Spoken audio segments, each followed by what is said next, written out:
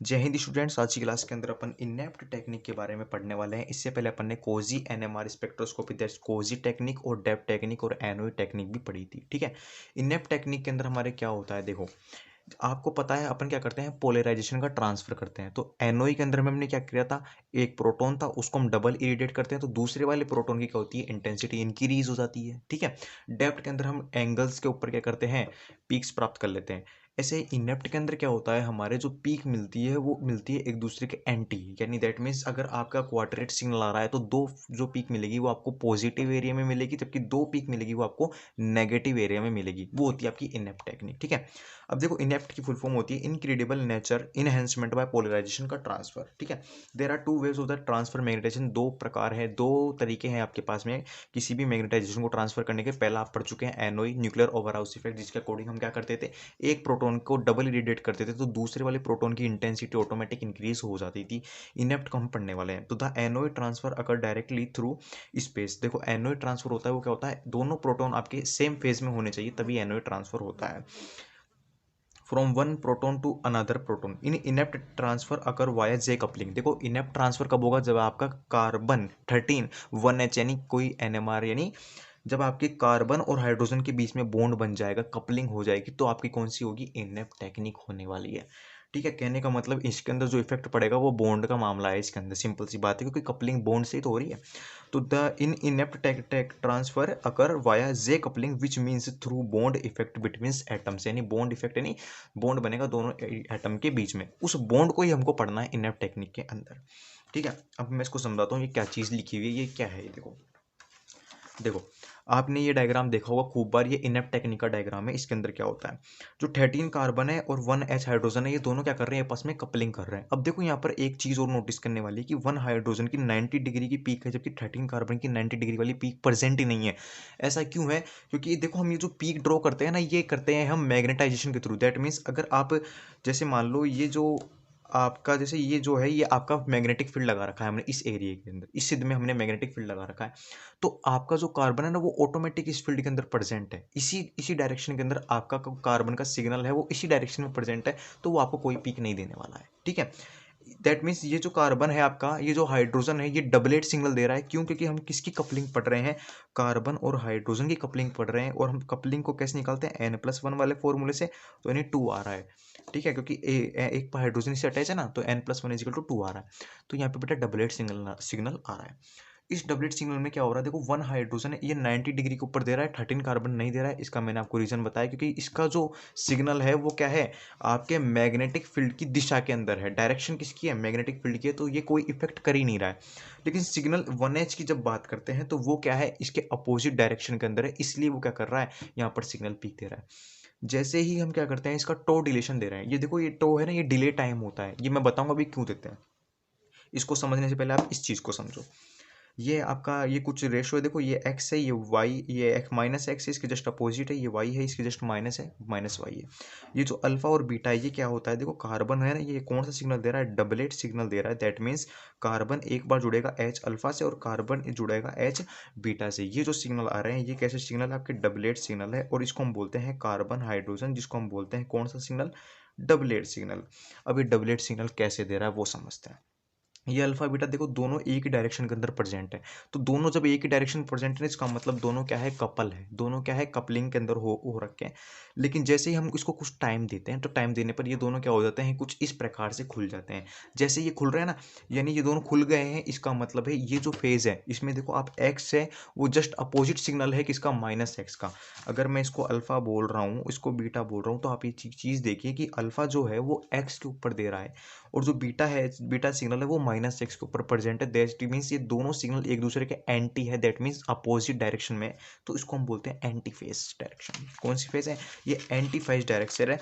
और हमको जो एफ मिलेगी, ये एफ देखो, हमको जो एफ मिलने वाली है, ये जो दिख रही है ना आपको, ये है, इसको हम एफ आई डी बोलते हैं, और ये एफ आई डी आपको मिलेगी 90 डिग्री के ऊपर। ऐसा क्यों है? क्योंकि 90 डिग्री पर ही बेटा कार्बन हाइड्रोजन से कपलिंग कर लेगा।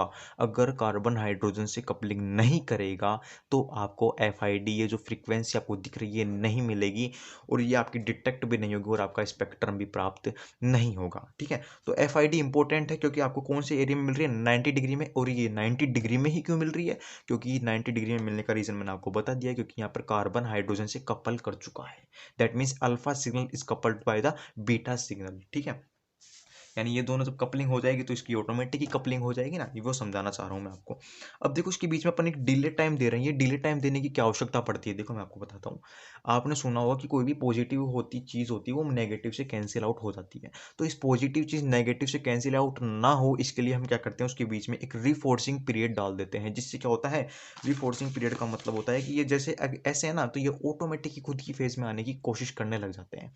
इसलिए हम क्या करते हैं, रीफोर्सिंग पीरियड डालते हैं इन सब के बीच में, ताकि क्या होते हैं, ये कैंसिल आउट नहीं होते। यानी आपकी जो एंटी फेज है वो क्या है, वैसे तो अनस्टेबल है, लेकिन इसको स्टेबल करने के लिए हम क्या करते हैं, कुछ डिले टाइम दे देते हैं, रीफोर्सिंग टाइम डाल देते हैं। ये मैंने लिख रखा है, anti phase is convert to in phase. Anti phase आपकी इन फेज में कन्वर्ट हो जाएगी। ये इन फेज कौन सी बेटे? कपलिंग फेज है। और एंटी फेज कौन सी? ये डी कपलिंग फेज है। दैट मीन्स ये डी कपलिंग है, दैट मीन्स ये क्या है, एंटी फेज है। और ये कौन सी है? इन फेज है। ये कौन सी है? इन फेज है। लेकिन ये पॉजिटिव वाली इन फेज है, ये और ध्यान रखो। ये नेगेटिव वाली क्यों है? नेगेटिव पॉजिटिव, यहाँ पर देखो बेटा दोनों सिग्नल वाई की डायरेक्शन में मिल रहे हैं, और यहाँ पर दोनों सिग्नल आपको माइनस वाई की डायरेक्शन में मिल रहे हैं।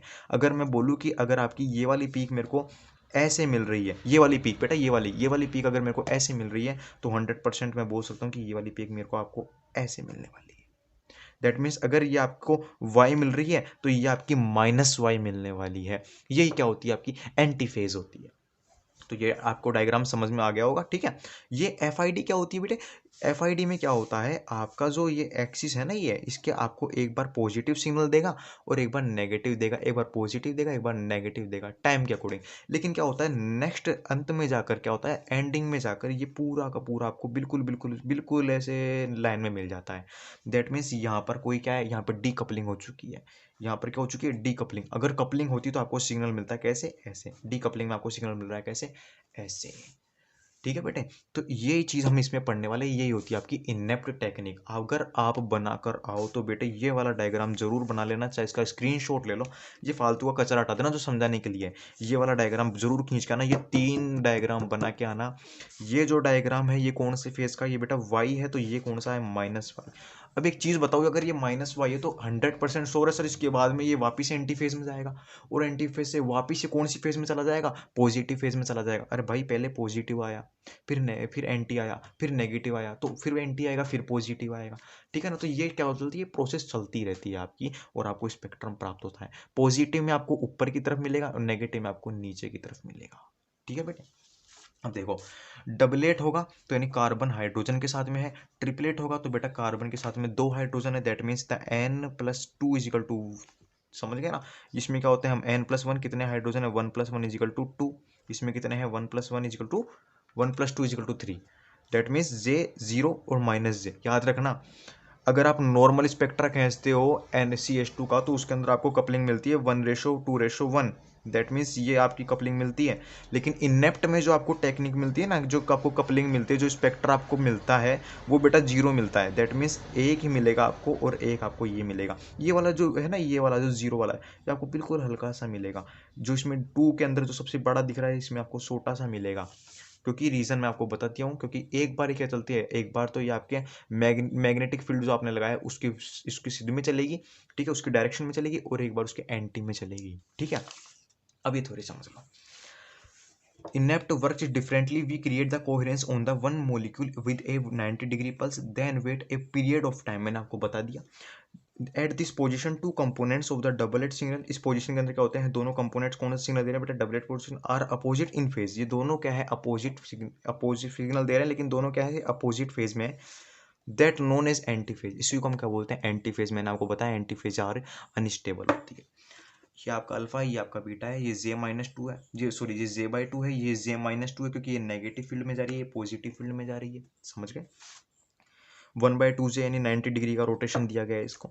और ये किस में चली गई है, अल्फा और ये बीटा के अंदर चली गई है। ये एंटी फेज है आपकी। 1/2 ये आपका ये इस एरिया का डायग्राम है और ये वाला जो है ये एंटी फेज का डायग्राम है। इनेप्ट के अंदर आपको ये वाला डायग्राम जरूर देखने को मिलेगा, क्योंकि एंटी फेज का डायग्राम भी हम क्या करते हैं, सबसे ज़्यादा ड्रॉ करते हैं। ये वाली चीज़ मैं समझा चुका हूँ आपको। That means that the peak is once positive, आपको एक पॉजिटिव पीक मिलेगी, दैट इज साइन, साइन बोल सकते हो। And once is negative, that is cos, क्योंकि साइन कोस एक दूसरे के अपोजिट होते हैं ना, इस वजह से। And it's continue to move resulting, और ये क्या करती है, रिजल्टिंग यानी कंटिन्यू मूव करती है और रिजल्ट क्या देती है, इन ए डांस शेप ग्राफ। मैंने आपको बताया था ना वो, ये जो शेप होती है ये कौन सी शेप का ग्राफ है, ये डांस शेप का ग्राफ आपको देती है एट द एंडिंग के अंदर। और जिसका एंड किसके ऊपर था, डांस शेप ग्राफ के ऊपर होता है जिसका। और वो जो डांस शेप ग्राफ है वो भी एक टाइम के बाद क्या हो जाता है, खत्म हो जाता है प्रॉपरली, ठीक है। The transfer of nuclear spin polarisation takes place from spin with large Boltzmann population difference to low Boltzmann population difference. ये क्या होता है, ये बहुत खतरनाक चीज है। देखो दोनों चीज एक के अंदर ही समझा देता हूँ।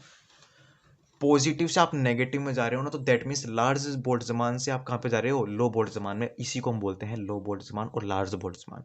दैट मीन्स एक बार आपका पॉजिटिव करवाया, एक बार आपका नेगेटिव करवाया, एक बार आपका पॉजिटिव आया, एक बार आपका नेगेटिव करवाया। तो पॉजिटिव में आप लार्ज थे और यहाँ पर आपके ये आपका क्या है, लो है। अब इस वाले डायग्राम से समझ जाओ आप ये क्या होती है। देखो ये बेटा, ये हायर एनर्जी बोल्ट्जमान पॉपुलेशन है, ये लोअर एनर्जी बोल्ट्जमान पॉपुलेशन है। जब 180 डिग्री रोटेशन करवाओगे तो क्या होगा, ये वाली चीज़ आपको नीचे मिलेगी, ये वाली चीज़ आपको मिलेगी ऊपर। अभी यहाँ पर हम इसका क्या देख रहे हैं, ग्राफ चेक करते हैं। तो बेटा 2 और 4 का बीच के अंदर जो ग्राफ मिल रहा है, ये हायर बोल्ट्जमान पॉपुलेशन डिफरेंस है, ठीक है। ये मिल रहा है आपको, ये पीक मिल रही है 1/3 का देख रहे हो तो आपको ये डबल पीक, ठीक है, ये पीक मिल रही है। समझ में आ गई। 3 और 4 1 2 का पीक आपको नहीं मिल रहा है, ठीक है, इन दोनों की पीक आपको नहीं मिल रही है। इसका रीजन बता रहा हूँ क्यों नहीं मिल रही है। जैसे कि आपकी हायर एनर्जी लो एनर्जी में आई और लो एनर्जी हाई में गई, यानी दैट मीन्स इसका जस्ट अपोजिट हो गया। मैं बोल सकता हूँ 180 डिग्री रोटेशन बोल सकता हूँ यहाँ पे मैं। 180 हुआ है ना, इसका जस्ट अपोजिट हो गया। अपोजिट होने पर क्या होगा, ये वाली चीज तो चली गई ऊपर, ये वाली चीज आ गई आपके नीचे, दिख गया आपको, ठीक है। अब इसके ऊपर नीचे जाने से क्या हुआ, आप एक बात बताओ, ग्राउंड स्टेट में मॉलिक्यूल ज़्यादा स्टेबल है या फिर एक्साइटेड स्टेट में। That mean sir ground state के अंदर मोर स्टेबल है। तो ग्राउंड स्टेट में ये सारे के सारे कहते हैं मोर स्टेबल थे ना, लेकिन हम पहुंचा दिए इसको कहाँ पर, एक्साइटेड स्टेट में। अब बताओ बेटा, आपका ग्राफ नेगेटिव में आना चाहिए या पॉजिटिव में आना चाहिए। यहाँ पर तो भाई 4 ही थे एक्साइटेड स्टेट में, यानी कहने का मैं बोल सकता हूँ कि ये 4 अनस्टेबल है। लेकिन ये सारे तो स्टेबल है ना। लेकिन यहाँ पर क्या हुआ, ये सारे के सारे अनस्टेबल हो गए, ये 4 ही स्टेबल मिले। तो आपकी पीक जाएगी बेटा नेगेटिव में। दैट मीन्स यहाँ पर आप देखो, पहली और तीसरी की पीक, पहली और तीसरी की पीक क्या थी, आपकी पॉजिटिव थी। यहाँ पर देखो पहली और तीसरी की पीक आपकी नेगेटिव है। ये होता है बेटा क्या, large Boltzmann population difference. That means to higher, यानी that spin the large Boltzmann population difference to low Boltzmann population difference. यानी दैट मैं कह सकता हूँ कि ये लार्ज बोल्ट्जमान पॉपुलेशन है, ये क्या है आपकी लो बोल्ट्जमान पॉपुलेशन है। तो INEPT was a coupling for the polarisation transfer in which arises from dipolar cross relationship. ये कौन सा रिलेशनशिप दे रही है आपको, डाइपोलर क्रॉस रिलेशनशिप दे रही है, क्योंकि इसमें क्या हो रहा है, आपका पोलराइजेशन का ट्रांसफर हो रहा है। अब समझो आप इस चीज़ को, ये एक इसका एग्जांपल है, नॉर्मल सा एग्जांपल है। ये वाला जो सिग्नल देखो, ए प्रोटॉन है आपका, ये जो ए कार्बन है, ये क्वाड्रेट सिग्नल देगा। क्वाड्रेट सिग्नल का मतलब आप समझ गए होंगे कि 2 तो आपको मिलेंगे नेगेटिव में और 2 मिलेंगे आपको पॉजिटिव के अंदर। ये डबलेट देगा तो इसका मतलब एक आपको मिलेगा नेगेटिव में और एक आपको मिलेगा पॉजिटिव में। ये ट्रिपलेट देगा तो इसका मतलब है एक आपको मिलेगा नेगेटिव में, एक मिलेगा 0 और एक मिलेगा आपको पॉजिटिव एरिया के अंदर।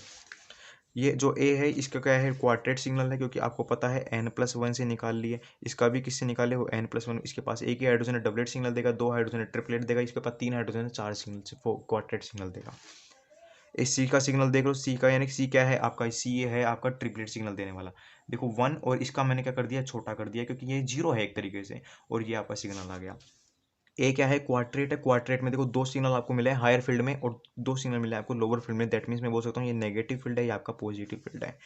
फिर आप देखो किसका, बी का, बी क्या है यहाँ पे, डबलेट है। डबलेट का आपको सिग्नल मिल गया, एक मिला है आपको पॉजिटिव एरिया में, एक मिला है आपको नेगेटिव एरिया में। तो ये थी आपकी कौन सी टेक्निक, इनेप्ट टेक्निक।